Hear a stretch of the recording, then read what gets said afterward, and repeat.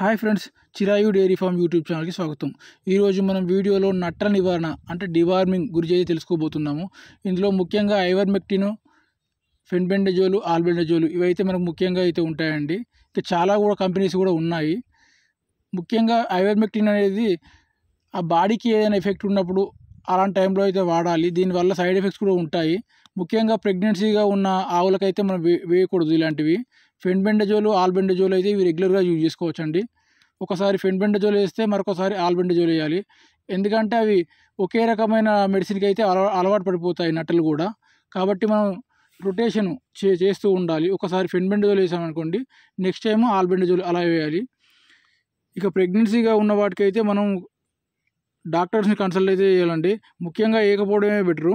Ivermectin మాత్రం use చేసేటప్పుడు మాత్రం కొంచెం వైద్యుల సలహాలు కూడా సూచనలు కూడా తీసుకోండి. ఎందుకంటే దానివల్ల సైడ్ ఎఫెక్ట్స్ కూడా ఉంటాయి. ముఖ్యంగా ప్రెగ్నెన్సీగా ఉన్న ఆవులకు, గేదెలకు వేసేటప్పుడు మాత్రం చాలా ఇబ్బంది అవుతుంది. ఆ ప్రెగ్నెన్సీ పోయే ఛాన్స్ కూడా ఉంటుంది.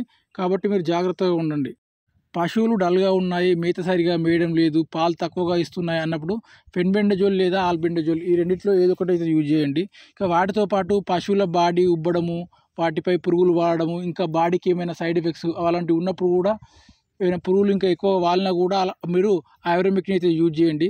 ప్రెగ్నెన్సీగా ఉన్నప్పుడు మాత్రం డాక్టర్ని కన్సల్ట్ చేసే మీరు మెడిసిన్ అయితే యూజ్ చేయండి. ఇక వీటితో పాటు రకరకాల మెడిసిన్స్ కూడా ఉంటాయి. అవి డాక్టర్ సూచనల మేరకు అయితే మీరు యూజ్ చేస్తే బెటర్గా ఉంటుంది. సంవత్సరం లోపు లేగదులకు నెల డివార్మింగ్ చేస్తూ ఉండాలండి.